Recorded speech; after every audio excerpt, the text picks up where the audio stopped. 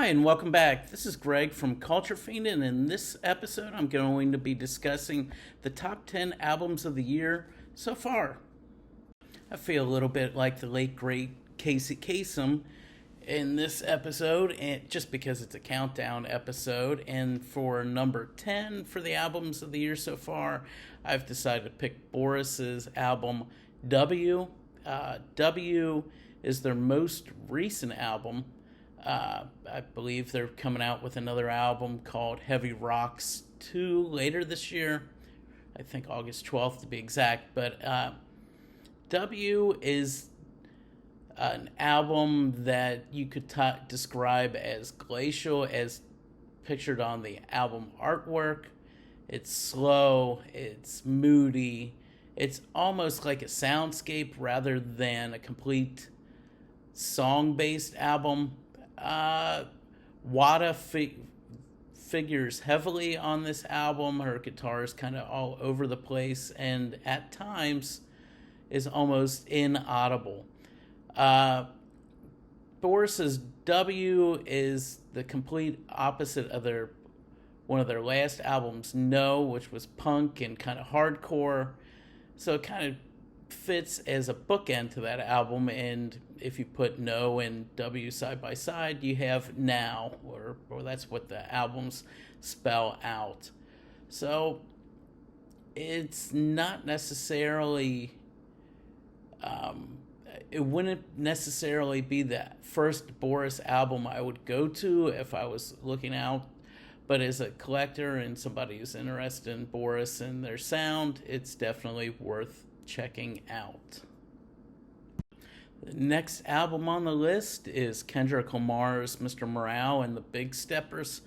On this album, Kendrick Lamar kind of deals with issues of family, father issues, a bunch of other issues that he's been facing. He had writer's block for a while, and this album kind of documents the process that he took to overcome his writer's block, as well as dealing with whatever familial issues were going on in his life. As typical with a Kendrick Lamar release, it's kind of takes the route of diary or expositional writing. The production on the Kendrick Lamar album is pretty interesting, and overall, as far as hip-hop albums go, it's a strong statement for 2022. The next album is Kikagaku Moyo's album, Kumoyo Island. This is their final album that they're going to put out, and unfortunately, that is kind of upsetting. Their brand of psychedelic music will be heartily missed. On this album, they combine it with traditional Japanese music and some prog, and the key tracks on this album are Manaka, which is infectiously repetitive and it just kind of gets in your head. It's the opening track, and one of the highlights and one of my favorite songs of the year so far is Cardboard Pile, which is Kikagaku Moyo doing some prog rock that builds up to like this epic conclusion. It's a great song.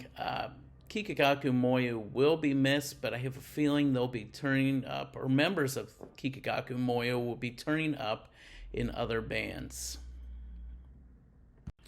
The great Fontaines D.C.'s album, Skinty Fia, is next on the list, and Skinty Fia is a traditional kind of Irish punk. You could call them post-punk because oddly enough, they're in the post-punk era, and they kind of write these doomy Irish love songs. Fontaines D.C. get political in their lyrics. Their lyrics are always intelligent. Skinty Fia kind of encapsulates their ideas of what America is contrasted with Ireland. This album kind of focuses on the ideas of love and kinship. It's not overtly romantic album. There's some sardonic ideas floating underneath the surface, but it's a great listen. It's aggressive. The production on this album is great. The album is full of hooks. Key tracks include Jackie Down the Line and I Love You is also a key track that kind of closes out the album. Overall, Skinty Fia kind of encapsulates Fontaines D.C. sound and kind of shows the way of the future for this promising young band. This list would be remiss if I didn't mention Ty Segall's album Hello High. I previously did another video on Hello High, and I cannot have enough accolades for this album. It is just a great folk rock album. If you like Donovan or Mark Bolan or even Bowie, this album could be considered Ty Segall's Topanga Canyon album. It was recorded during the lockdown, and it features some of Ty Segall's strongest songwriting that he's done in years. It's coherent, it's cohesive, it's concise. It's a short album. I think the whole thing's about 34 minutes. But it features some of his strongest songwriting. It culminates in the tracks Saturday Part 1 and Part 2, and the build-up until then is tremendous. It's an album that needs to be heard and spread around to friends as much as you can. Following Ty Segall's album Hello High is no easy feat, and I'd like to talk about the band Spoon. On Spoon's new album, Lucifer on the Sofa, they kind of return to their garage and kind of guitar-based songs rather than, I guess you could consider Hot Thoughts a little more keyboard-based, but Lucifer on the Sofa is kind of like a perfect compendium of what Spoon sounds like in 2022. They're aggressive, the guitars are up front and center, the production on this album is pristine, the songs are catchy. It's kind of like a slow burner of an album. First time I listened to it, I didn't give it the time that it deserved, but it's quickly become one of my favorite albums of the year so far. Spoon's, the highlight track on Lucifer on the Sofa is the title track, which is just kind of like this slow burning, kind of epic Spoon song. It's a narrative track, and it feels more textured than typically what Spoon have done in the past. You could call this a great Americana album, which is kind of cliche, but for Spoon, I think it ranks highly in their catalog. I guess I would be remiss if I didn't include Thom Yorke in some way, shape, or form on this list, and his new band, The Smile, which focuses on him, or includes him, Tom Skinner from Sons of Kemet, and Johnny Greenwood, kind of features some of the best Thom Yorke solo material that he's put out. The Smile is a light for attracting attention, is a solid album. It kind of feels like just a breeze through all the sounds of Thom Yorke that he's produced in the past 20 years or so, and features some of the stronger songwriting that kind of harkens back to key Radiohead days. It's a interesting listen. You've got songs like You'll Never Work in Television Again, which is kind of like a barnstormer for Thom Yorke, to when he gets weird and experimental, stuff like Thin Thing. Overall, in lieu of the absence of a Radiohead album, this thing, the band The Smile, is a decent substitute. Moving on, we have a new album from the Osees called A Foul Form. And this album isn't even released yet, but it's already one of my albums of the year. On A Foul Form, The Osees return to their punk roots, and they do a phenomenal job of it. The whole album is a rocker. It starts out with the track Funeral Solution, which has been released already. And that kind of paves the way for the whole mood and tone.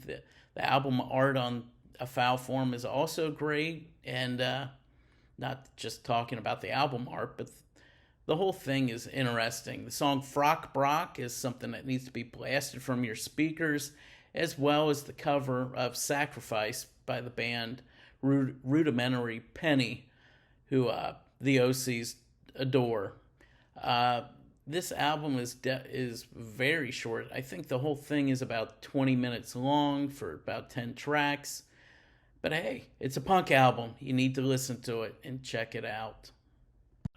Heading back into the more psychedelic route, King Gizzard and the Lizard Wizard have released only one album so far this year, officially, that wasn't only in vinyl form, but it's called Omnium Gatherum, and that is kind of like a compilation of the different shades of King Gizzard and the Lizard Wizard. In Omnium Gatherum, you have jam band type stuff with the opening track, the Dripping Tap.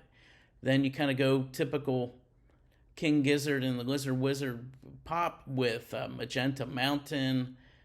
There is some heavy metal on there called Gaia.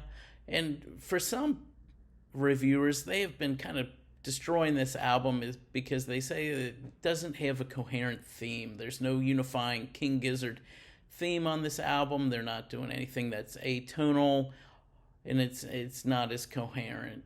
I say pish posh on that. It's a King Gizzard album, and I think it rocks. So pish posh to you, naysayers. The King Gizzard album, Omnium Gatherum, has some of my favorite tracks. I like the song Presumptuous.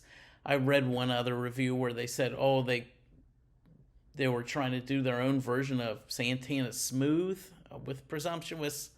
Again, pish posh on the naysayers. It's King Gizzard. Get with it. Come on, it's a great album. My favorite album of the year has been Spiritualized's new album, Everything Was Beautiful, which harkens back to the sound of Ladies and Gentlemen, We Are Floating in Space. Kind of has that whole Phil Spector wall of sound production, and it features some of Jason Pierce's most focused songwriting in a while. It's a good compliment for his album And Nothing Hurt, except where that album was spare, this is the complete opposite and features full production. Everything Was Beautiful opens up with Always Better With You, which kind of feels familiar to those who've listened to Ladies and Gentlemen, We're Floating in Space. The production on this album is spot on. Then the next track is Best Thing That You Never Had, that features an awesome horn section which is completely grungy and kind of reminds me of the Rolling Stones circa Exile on Main Street. Other highlights on this album include the song Crazy, which is the first official country song that Jason Pierce has ever penned, as well as the epic closer, I'm Coming Home Again. Coming Home Again is kind of like a dirge that every track seems like it's leading up to this epic conclusion, and I'm Coming Home Again has this ominous feeling that kind of encirculates the album and it makes you feel kind of uneasy. It's a great album, and obviously it's my best album of the year, which is, I guess, obviously. But if you know me, you know that I have a great love of the band Spiritualized and Jason Pierce and Spaceman 3, and I think this ranks up there with some of his best work. Again, if you like what you've seen here, remember to like and subscribe, and I will continue to post more content. Thank you for watching, and see you later.